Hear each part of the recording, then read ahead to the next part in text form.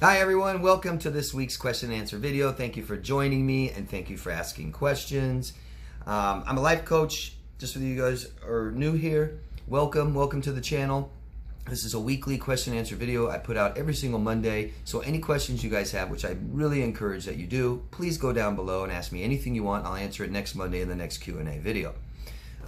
Before we start, I'd really appreciate if you guys could, if you haven't already, subscribe to the channel, vote up or down, comment down below, tell us hi, tell us where you're from, share your stories, things like this, and I answer everyone's questions. If I miss your question, I'm sorry. It's not on purpose. Please ask me again. And I don't care how many times your questions are repetitive. If I answered them 100 times, ask them again.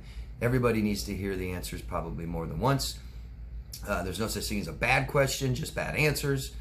So please, yeah. And the only thing I ask for is just tell us where you are. Give us a location. It could be general, broad. Okay. Something I like to do every week is recommend something for you guys to help heal from different kinds of trauma. All right. One thing that I do every once in a while is I recommend pets. I was looking for my dog. I can't find her. Danny's here. Danny's still alive. She's doing well, for those of you who ask about Danny. My dog really helped me during the hardest times. I can't explain it enough. I can't stress it enough. I can explain it a little bit. But it raises oxytocin, dogs do. Looking them in the eye, petting them, loving them, talking to them, all these things really are good for us, people that are suffering from trauma, depression, anxiety. Really helps us. And so I'm asking you guys to do what you can for pets. Adopt one or help other shelters. So there's other ways to help unwanted pets besides just adopting. And I encourage you guys, if you want a new pet, a dog or cat, and cats as well. Cats help too. Sorry to leave cats out for cat lovers. Adopt a cat or dog from the shelter. You will get great animals, I promise. There's just so many problems you can get from breeders, pet stores, things like this, and there's just so many unwanted pets in the shelters. Last year I asked everybody to adopt a pet just over a year ago when this stuff hit, when it got really bad, and it was beautiful. For a few months, couple months last year, most of the shelters across America were empty. It was great. But a lot of them brought them back, and there's another huge problem with pets now. So it'd be great if you guys could adopt a pet if you don't have one already. It's so good for you. And I just want to list a couple other things that are good ways to help unwanted pets, okay? Donate to your local shelter. Donate anything. You can donate supplies, money, you know, just your unwanted blankets and toys and stuff like this, cages, kennels, all kinds of leashes. Donate them. People need those. Pets need those still. You can round up at the pet store. So if you're not going to donate money at a shelter, a lot of pet stores, when you go there, they will ask if they can keep the rest of your change, just the change back, and just round up to the nearest dollar, and they get to keep that. Donate your time at shelters. I know people that do that. They're beautiful people. My God, it's like so nice. They go to pet shelters and they donate their time and help clean and help walk the pets. And you can foster too. All of you guys can take some of these pets home for a little while and give them a home for a while and maybe help place them into other homes, and encourage others to do this too, okay? And always, no matter what, spay and neuter your pets. Please. It's just absolutely detriment to the health of the pet. It helps the pet live longer and healthier, and it helps population control. So please, if you guys do get pets, make sure you spay and neuter them. Thank you very much. So let's get started with the questions. There's lots of them, lots of good ones, always, but this week, really good. And there's a lot of them. I'm going to try to get through these. I'm sorry I can't give so much time that is required in these questions. I swear I could make an hour-long video, 2-hour-long video for every question, but I can't do that today. But keep asking. Let me know what you think of my answers if you can, please. Give me feedback. And if you don't understand something, tell me. Let me know. If I misunderstand your question, please tell me. Thank you. All right, first one is from Emily in South Africa. Hi, Emily. Can you please talk more about emotional neglect and how it affects emotional and other verbal skills? So we have emotional needs we have to have met. Okay, emotional neglect means you didn't get your needs met from your parents, your caretakers, your teachers. And they're here to teach us how to do that by doing it. So by meeting our needs our whole life, our whole childhood, we go into adulthood knowing how to do this. Okay, so emotional neglect means we didn't get our emotional needs met, which means our teachers didn't teach us how to do that. So it's going to affect us tremendously until we learn how to do that. A lot of you guys out there aren't getting professional help, and I can't stress enough how important it is. I think it's probably impossible to heal from this stuff. You can go look up cptsd. I think still Google says that it's imparable. You can't fix it. You have it forever. And that's not true. But doing it yourself, you can make it worse. Okay? There's so much more than just talking, which is number one, talking. But a professional, hopefully, knows how to get your life back and be good self-awareness and how to relate with people, have relationships, and be happy. Okay? So our teachers didn't teach us how to do this, and then we go through our adult life miserable, not happy, stress. That's why we get stress disorders. Biggest source of stress is emotional problems.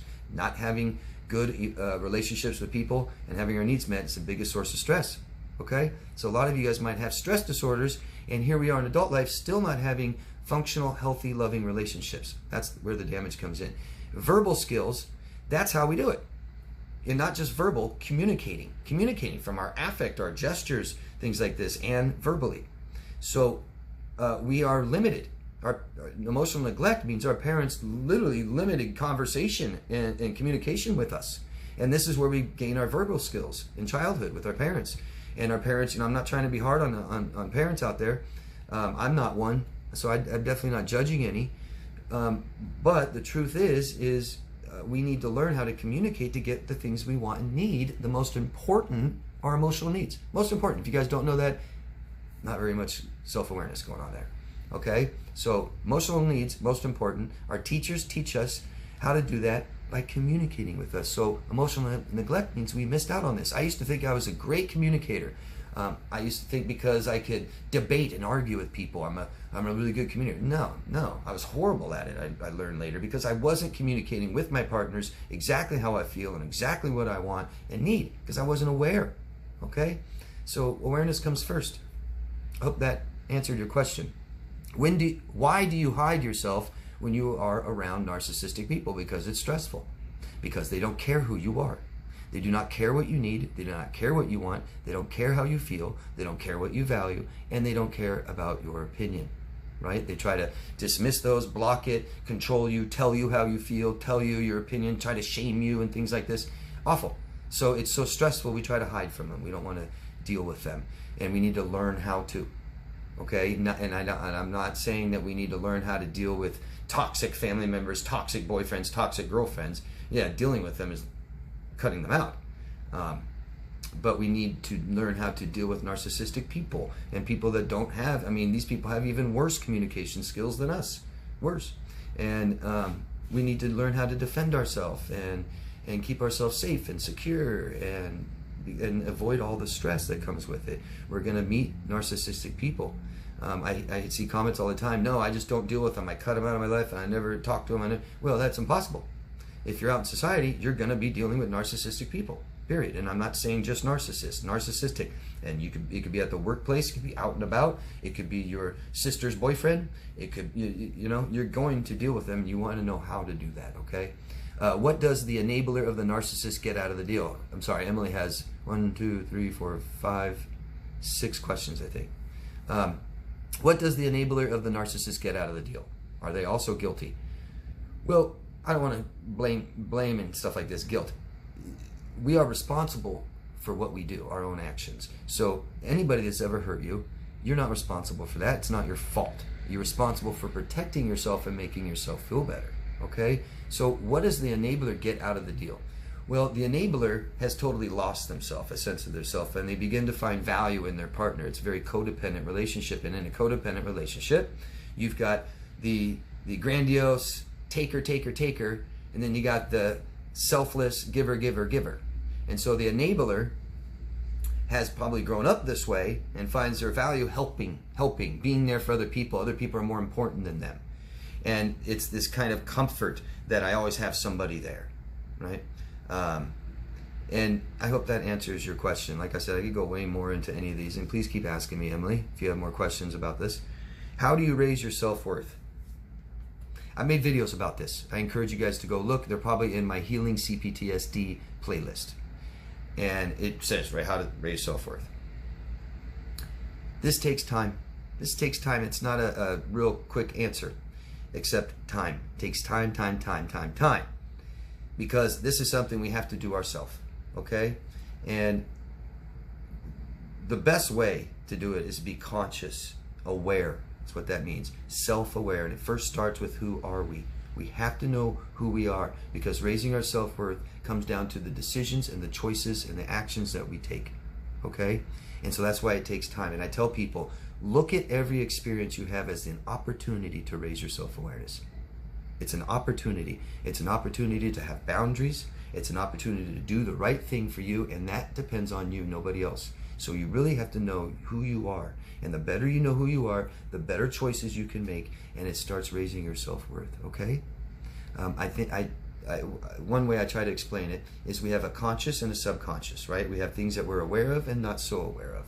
And just try to tell yourself and be aware all the time that your subconscious is asking you if your life is worth more or more important than what you're doing, all right? And the decisions and choices we make answer that.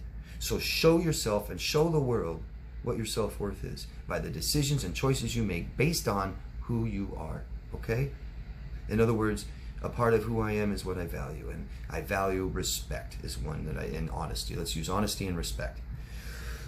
So if I want to break up with my girlfriend, it doesn't matter if she's beat me, cheated on me, lied to me, hurt me in all kinds of different ways. I must stay true to myself, okay? And that means that I'm worthy of being myself, being true to myself, that how I feel and what I want is enough, all right? So I tell my girlfriend, I'm sorry, but I have to end this relationship because it feels bad, because how this relationship is every day is not growing. It's stagnant and it's stressing me out. I've tried to fix it. I've offered counseling, or we've gone to counseling, and we can't fix our problems, okay? So I have to end this relationship. I'm very sorry. Take care of yourself and give them closure. And now, do you see how I'm being respectful and honest?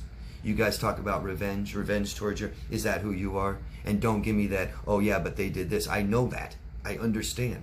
They tried to kill you. They hurt your children. They robbed you of all your money and your business. I get that. But who are you? Who are you? Show yourself, show your children, show your family, show the world who you are, and that you are able to remain true to who you are. Be respectful and honest, and end the relationships, end these toxic relationships, and tell these people to get out of your life, and you can do it nicely, okay? Thank you. How do you raise your self-worth? How do you set healthy boundaries, and how do you know when to set a boundary? So a boundary is based on your self-worth, okay? And it's communicating to another person where your comfort zone is. Think of a boundary as not as a wall, as someone in your life, and you want them to stand further or closer. It's not just get away. Everybody thinks, a lot of us think that boundaries is just telling people no. That's a big part of it. But what if we want reassurance from our partner? What if we want our partner to stay home tonight with us because we need her, we feel a little insecure tonight? And please reassure me. So I'm asking them to come closer. You see that? That's my comfort level. That's where I want you. So it's communicating to people in your life where you want them emotionally. How close, how far. Okay? How do you set a healthy boundary? And it's based on how you feel. Okay, Emily? So a lot of us have numbed, ignored our feelings, and this is something we need to start learning how to do, to accept our emotions and know what our emotions are, what feeling they are, and we need to act accordingly, be responsible, and start taking care of ourselves emotionally, saying, hey, this hurts, this must stop, okay? How do you see yourself and others as equal? So start accepting who you are and stop comparing yourself to others, okay? So we stop judging other people, period. We stop talking bad and making fun of people.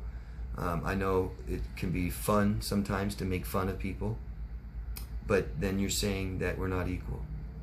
And what always that leads to, if you behave that way and you act that way and you feel that way, is we are always going to be less than equal. That's the outcome all the time, because there's always someone prettier, more handsome, stronger, faster, quicker, you know, everything, smarter, and work harder and make more money and dress nicer and more slim, and always. So if you do that, you're always going to lose. And instead, start accepting other people for who they are and start accepting yourself for who you are, okay? And I think you have one more. Nope. Pope. Ireland, yeah?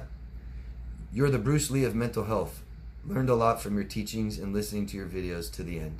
Respect and peace to you, my friend. Love to meet my mentor one day. Great work. Be proud. Thank you. That helps me be proud. Thank you very much, Pope. I appreciate that. It's awfully nice of you. And I do have fun meeting you guys. I've met a lot of you guys, supporters and clients, stuff like this. And I'm open to it. Anybody who really wants to. After I screen you and get a total background checks. And just kidding. Thanks, Pope. That's awfully nice of you. Rory. Hello, Rory. I really like my Comigo. I've started out slow with 1 time a day. It takes a while for me to add anything new to my regimen regularly. I think it has a calming effect for me. Thanks for recommending it and the great discount. You are very welcome, Rory. Thanks for the feedback. I love it. Comigo, I happen to have it right here. Is this little device that I recommend often now because I got one and it works really well. I'm really happy and surprised with this thing. No supplements, no drugs, nothing going in your body. It just helps regulate your breathing. There's a link down below to it. If you'd like to purchase one, it's $30 off if you use my discount. And so far, I like it and other people like it. Thanks for the feedback, Rory.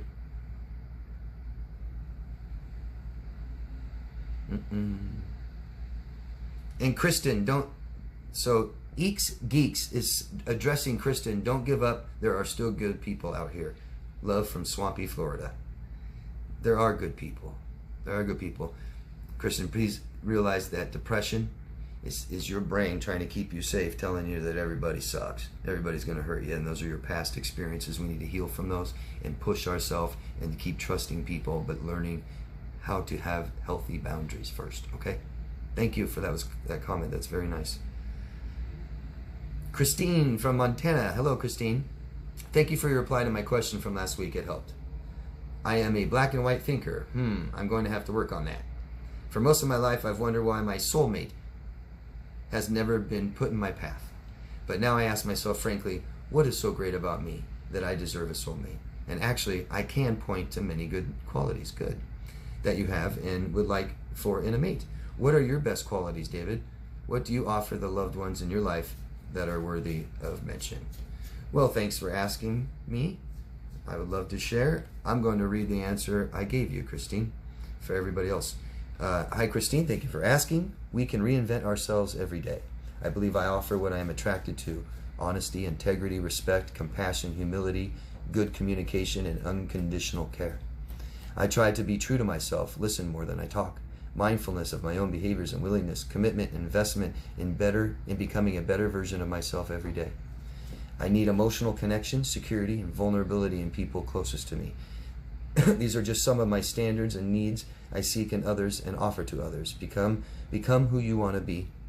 Be the best person you want in your life. Unconditionally love yourself with self-acceptance and compassion, and you will be attracted to and attract the same. A favorite phrase of mine is, we attract our own emotional self-worth, and we are attracted to our own emotional self-worth. Thank you very much for asking me, Christine. That's nice. Hazel Basil from Alabama. Hi, Hazel. I finally connected the dots as to why I feel like I'm doing something wrong all the time.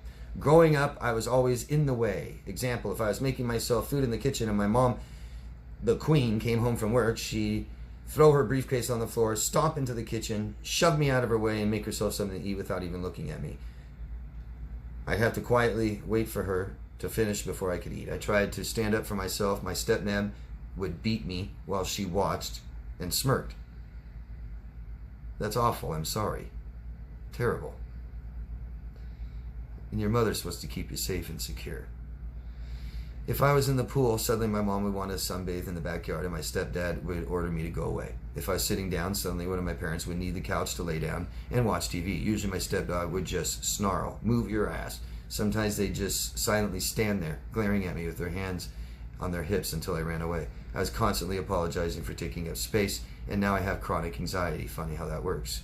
Is this common in narc parents? I haven't heard a term for it before.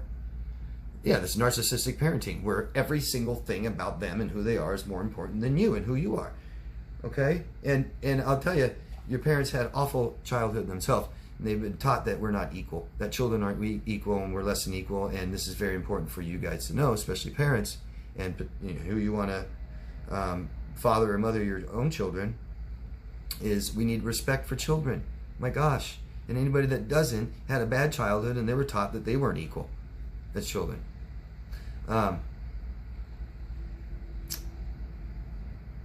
So I said, that's really good to be aware of this, Hazel, and I'm sorry. Dysfunctional family dynamics is the term. The other ones are narcissistic parenting, emotional neglect, codependent family, conditional love. You were emotionally neglected by narcissistic parents and did not receive unconditional love and attention. There is a lot to learn from this and probably lots to talk about. You may get something from my playlist titled Healing CPTSD. And Hazel, number one is talk therapy, okay? Number one, we need to get this stuff out. We need to understand it so that the emotions are closed, right? And so that we alleviate some shame. It's the only way we're going to be able to function for the rest of our life. Thank you, Hazel, and I'm sorry. That's an awful childhood. Tara from Niagara area, Canada. Beautiful area. I love Niagara Falls. Thank you, as always, for the time and devotion you put into your videos. You're welcome. Thank you for telling me. I showed one of your videos to my therapist, and he's happy I found something to help supplement with his sessions and is impressed with my progress and with your help as well. My question is after almost 2 years of no contact, I saw my brother walking down the street about 3 weeks ago, and I was fine until it set off the last few nights with nightmares. I almost feel like I've lost a lot of progress I made. My therapist says it's a minor and expected setback, and to get back up and move forward again. What, if anything, can you suggest to calm the nightmares? And your therapist is right. And these emotions means something needs to be fixed, okay? It's telling you there's a problem. Your brother triggering these emotions means there's things to still heal from, to still talk about, to still understand, okay? Nightmares are the same thing.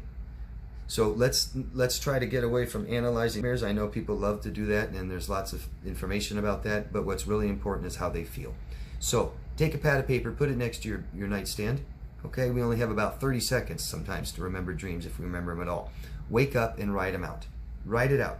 And you don't have to write out what happened. Is most important is the emotions. What emotions are coming up in these nightmares? And that's telling you, fix this, fix this, fix this, okay?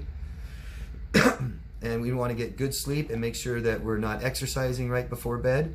And drugs and alcohol are the worst. Worst. All right? Thank you, Tara. I hope that helps. Let me know. Jenny from Oregon. Hi, Jenny. I have a question for your next Q&A. What do you think of toxic person initiating therapy with victim, but appearing to therapist that it's a normal relationship?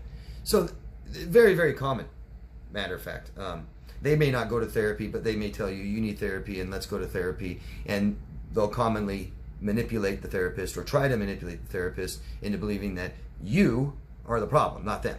And this goes on to total delusional thinking that they don't accept themselves and reject themselves, typical narcissist, and they're not responsible for anything and there's nothing bad with them. They have to be perfect and great and amazing and special and unique, not average.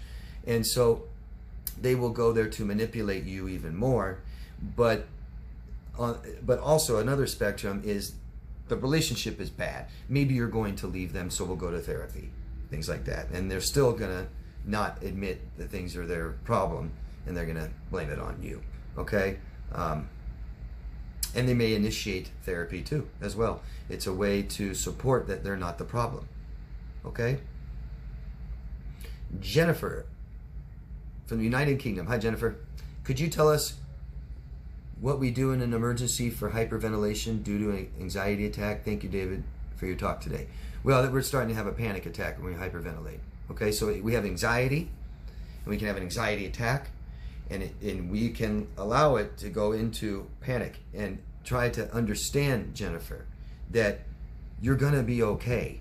Okay, people don't die from these things. All right, and the more we get scared, the more we believe that we're going to die. We're going to fall down and flop like a fish, and everybody's going to see. And I remember that. And we're not. We're going to be okay. Now we start hyperventilating. So anxiety, there's core problems we need to fix. Why do we have anxiety? And if we had it, throughout our life, it's from our childhood, probably. And we need to address these situations that have caused so much stress. And it's about, managing my anxiety, my feelings, regulating my emotions. Okay, and so what do we do when we start feeling like this? Okay, those are the core problems. Something you can do, though, with anxiety right away is raise your heart rate. But here we are in a hyperventilating panic attack. And so one good thing to do is try to keep right here, right now. We don't think about the future, past. We just stop right here. Sometimes eating and drinking things, slapping our face can help. I've heard pinching our neck. But maybe sit down, lie down, and start trying to control our breathing. Okay? And so we want to breathe from down here, from our abdomen, not from our chest, and start trying to control our breathing into 5 seconds. That usually helps. I've even heard of blocking a nostril. And do it from our abdomen. Okay? Start doing that. It should calm you down and calm and go. Might help. This is what it's for. Okay? And I'm sorry that you suffer from that. Awful. Heather from Ontario. Hello, Heather. My daughter and I need to go through some counseling. A lot of damage that needs to be addressed while I was going through narcissistic abuse. We have a good relationship now, but I want and need to be a part of her healing journey, as I was definitely a part of her trauma. Do you do online counseling for Canadians? Nope, not Canadians. Sorry. Yes, I do. Lots of clients in Canada, actually. And I do coaching. I want to make that clear. I'm not a therapist. And I replied to you right away, and I never got a reply from you and never saw you on my website. I told you to follow. I gave you the link to my website. So I don't know what happened, Heather. I don't know if you didn't see that, if you're watching today. And anybody else who has questions about my services and wants to book a session with me, you can find me at daviddemars.com. It's the first line right down there. You'll see it under the video. Contact me, ask me questions about my services. I'm taking clients now, and can see you soon. Okay? Thank you, Heather. I hope you get this. Hannah from Pomona, California. Hello, Hannah. How do I deal with my sister who is diagnosed with borderline personality disorder with some narcissistic traits? She's kind of sneaky and very quiet unless she needs something. So, bottom line, Hannah, I'm sorry. We need to start taking care of ourselves first. We are number one. Okay? And that means what really matters is not what she's doing and not how you handle it. What matters is start going by how it feels. Okay? Relationships with people like this, if you want to continue them, must be 100% on your terms. And what I would do is ask yourself first, what do you want in a relationship from your sister? Write it all down. Don't try to get fogged up and blocked from, well, you can't do this and I wish I could, but I don't know if I... Be specific on what you want from her in a relationship with her. And then second, be very honest with yourself and ask yourself, what is she capable of giving you? Okay? Those probably aren't going to match. Okay? And so all the things you're not going to get that you want, we start accepting this and grieving it. And I'm sorry for your loss. It's a loss. Okay? And we need to start accepting this loss and accepting her for who she is. But you do not have to accept her behaviors in your life. Nobody does. Under any conditions, you don't have to. I don't care if she's your sister. I don't care if she's your mom, your priest, your teacher, anybody, your boss. You do not have to accept this behaviors, toxic behaviors in your life. And so whatever happens, you can't feel bad and can't feel stressed from it. And if you do, you need to fix that. Those are problems. And if you can't fix them, the relationship is over. It's up to you and your self-worth how much longer you want to continue that. So if there is something you want to keep in a relationship with her, then keep your mind focused on that. Tell her how you feel and tell her exactly what you want. And it always from now on has to be on your terms. So we're not going to go to places that she is not capable of doing. So maybe telling her how you feel about things and stuff like this. If she doesn't respond well, causes stress, and you can't fix it, communicating with her, then we stop doing that. Maybe it's just I like, going out to coffee with her once a week. I don't know, but I'd keep it only to that. And if that's not going to work, the relationship is over. It's over. And we can't do this and hope that she'll change and start trying to fix her and get her counseling. No, she needs to do that, period. Okay? And I'm sorry for whatever happened. I'm sorry for your loss. There's going to be loss here. And I'm really sorry. Okay? I hope that answer helps. Let me know, okay? Keep asking questions. But you know, she and you both might be coming from toxic family, and there's a lot of things we need to heal and learn how to have boundaries and communicate. Hi, David. My name is Meredith. I'm from Northern California. Hello, Meredith. I've been watching your videos for over a year now. You've been a huge help to me. Thank you. Oh, you're welcome. I love to hear that. Thank you very much, Meredith. Thank you. Thanks for supporting what I'm doing too. Appreciate that. Jennifer, again, from United Kingdom. Hi. How do narcs cry so easily? I've tried it and it doesn't work, LOL. If they refuse to go into themselves because of depression, the tears seem so real. Well, yeah, narcissists can cry, and sometimes it's real, sometimes it's fake. Good sign of being fake is no tears. But how do narcs cry so easily? Well, these are signs of emotional immaturity. Okay, so just anybody that cries easily all the time, you know, and I know some of you, I hate to say that, get it out, cry, so we can start being more emotionally mature by expressing our emotions. So if you're crying all the time, get it out, okay, and start learning how to be more emotionally responsible and have your emotional needs met so that your life is better and happier, so we don't have to cry all the time. But it's a sign of emotional immaturity, okay? And Jennifer, again, could you tell us again where in the brain our emotions are and why they aren't there for the narc? Well, first of all, our emotions aren't in our brain. Our emotions mean our body doing things, and that's, I call it energy in motion, right? From hair standing up or perspiration on my lip and things like that. Those are emotions, okay? And there's a part of our brain that manages and controls these, that regulates it. And first, the limbic system in our brain, and that's comprised of the amygdala, which really does this for our emotions and controls them. But there's all kinds of different things going on. And I'm working on a video. I've been working on it for a week, and I'm going to come out with it in the next couple days. And it's all about the brain and body and what's happening from abuse, emotional trauma, things like this, and what's going on with us now, just to help you guys be more aware of what's going on and how to fix it. I get requests for this all the time. I've made videos about the brain and what's going on inside our brains and narcissist brains, things like this. And I'm going to make another video about that too. These are all coming up in the next couple days. But like I said, I have some more about that if you're interested. And yeah, I hope I answered your question. I hope. There's a lot of factors that go in with our emotions, from stress chemicals to feel-good hormones. And a lot of these chemicals are throughout our brain, in our body, and some in our brain. And there's a real process happening with emotions. Okay, so I'm going to dive into that into the next couple future videos. Thanks for asking. And Emily from South Africa again has a bunch of loaded questions again. Hi, Emily. I tend to overwork and study and push myself and procrastinate the second day, and feel guilty about it and do it again. What is happening? Why am I doing this? How is a healthier way to work? Well, I guess you're talking about being mindful, aware of what you're doing, for one, and try to reframe things, Emily. I mean, I got an idea how you grew up and your parents really pressured you a lot, okay? And that made things worse. It really did. And so procrastinating means I'm doing things, I don't want to do it.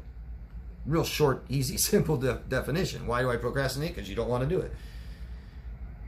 Simple, right? And so I used the example of, paying bills.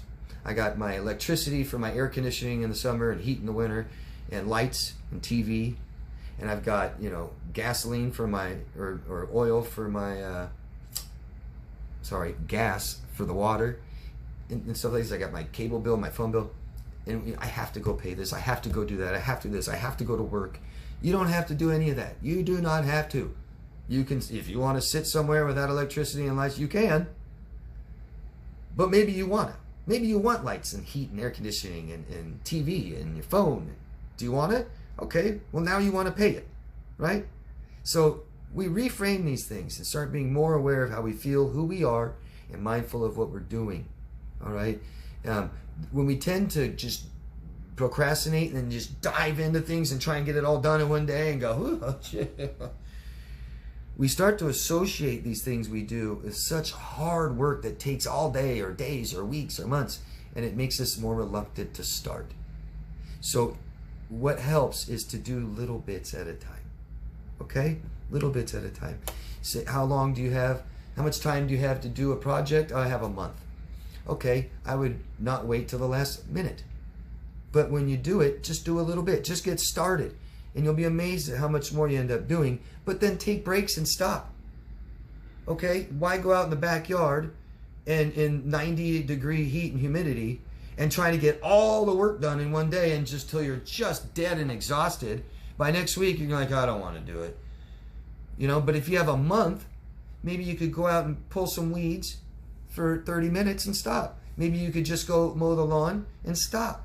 Take a break for a little while so it's not so strenuous and hard, and then go do something fun afterwards and reward yourself.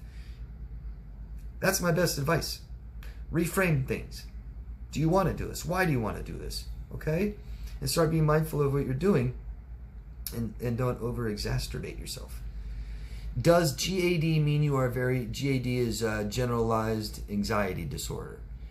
Does it mean you are very anxious in general, making things sound worse than they are, or does it only concern worrying about things that hasn't happened yet, or some mysterious bad thing that is yet to happen in the future? The latter. Anxiety means I'm afraid of the unknown. I have a lot of people tell me, David, I'm so afraid. I'm so scared. And I try to get them to narrow it all down. They can't really. Well, that's anxiety. Okay? Fear of the unknown. And it's not so much making things sound worse than they are. You can do that in your head. It's not so much saying it. That can help.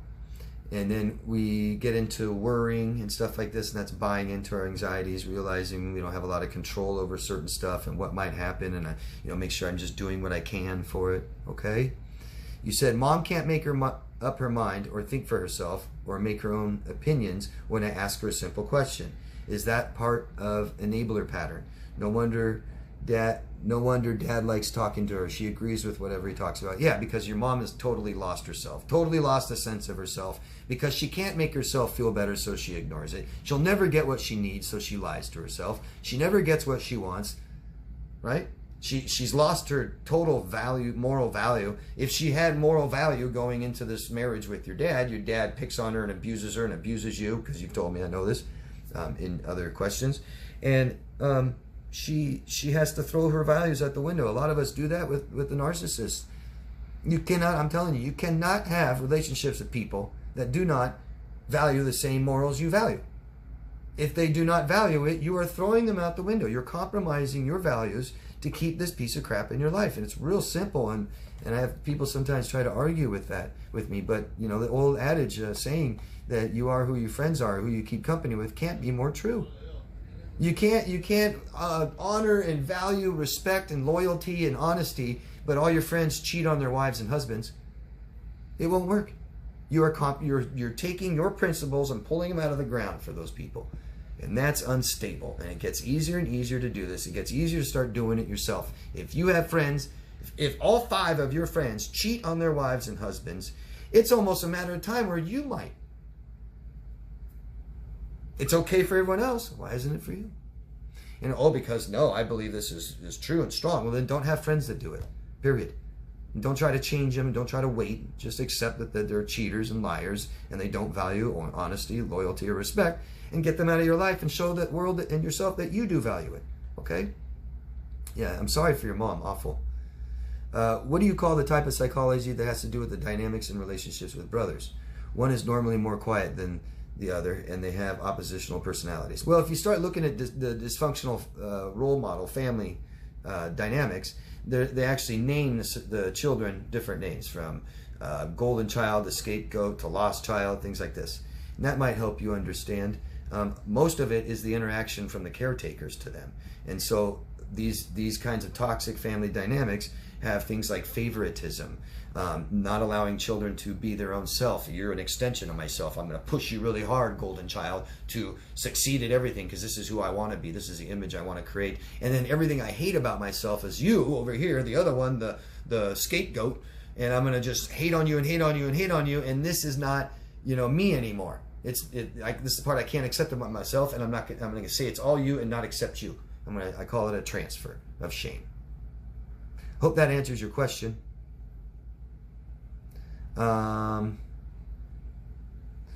Gemini girl. I can't remember where you're from.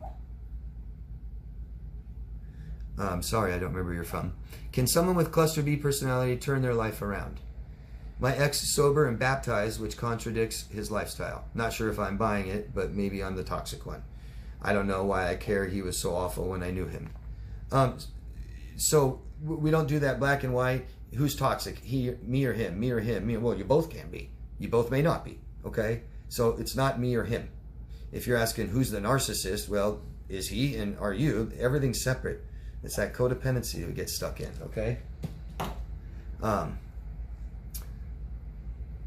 Can someone with cluster B personality turn their life around? Well, that's a very general question, and I'll generally say sure. Because you're not asking me if they can heal. You're not asking me if they can specifically fix this. And I can't speak for every single person that has a personality disorder in the cluster B. There's 4 of them. I can't speak for any of them. Okay? And there's professionals and doctors and therapists, some of them who believe they can heal their disorder. But more importantly, can they turn their life around? Well, I believe that if they want to, that's the big thing here.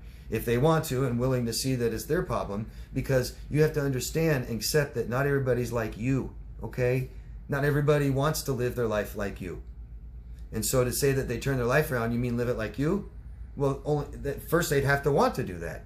They probably don't. Especially psychopaths and sociopaths could care less how you live your life at all. And they're not going to live their life like anybody normal, part of society. And so can they? Well, no, they're not trying to. They don't want to. I just like to think that anybody can be a better person if they want to. So there's so much involved in having a cluster B personality disorder. It might be anxiety and depression. It might be exploiting people. It might be I'm not being honest and touch with my feelings and things like this. And I think most of them can start learning those things. Okay? I hope that helps. And as far as your ex being sober and baptized, which contradicts his lifestyle, well, yeah, he probably doesn't know who he is if he has a cluster B personality disorder. And so he's going to project an image. This is who I am. And, as far as I'm going to tell you right now, I think this is safe to say, but getting off drugs, if you have a personality disorder, getting off drugs and being baptized is not how you heal that. The getting off drugs is great. Maybe even being baptized might start pushing you in the right direction, but you need major, extensive therapy. Major. Okay, so when you guys all asking, are they healed? Are they a better person? It seems like it because they're dating somebody. No. What did they do to get better, right? And I mean that goes with us. It goes with anybody. Jennifer again. Hi, Jennifer. Why do ASPD narcs answer questions with a question? Is it control? Well, why do you ask, Jennifer? Just kidding. So why do manipulators ask questions with it? So for one, answering particular questions can make us vulnerable. And a lot of manipulators and definitely people with ASPD, antisocial personality disorder, and narcissists don't want to be too vulnerable. Okay, they feel naked, don't want you to see who they really are. They may not be in touch with who they really are, which makes doing things and choices and answering questions can be pretty difficult. I hope that helps. Let me know.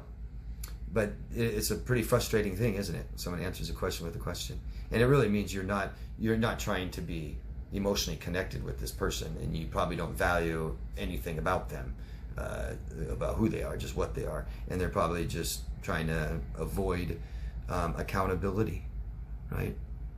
That's it for the questions, guys. Thank you very, very much. Keep asking questions. You can find me at daviddemars.com. Share this video if you can. Make sure you subscribe. It really helped to keep these going. They're getting lower and lower and dying, so it really helped. Thanks, everybody. Love yourself first. I'll see you next Monday. Bye.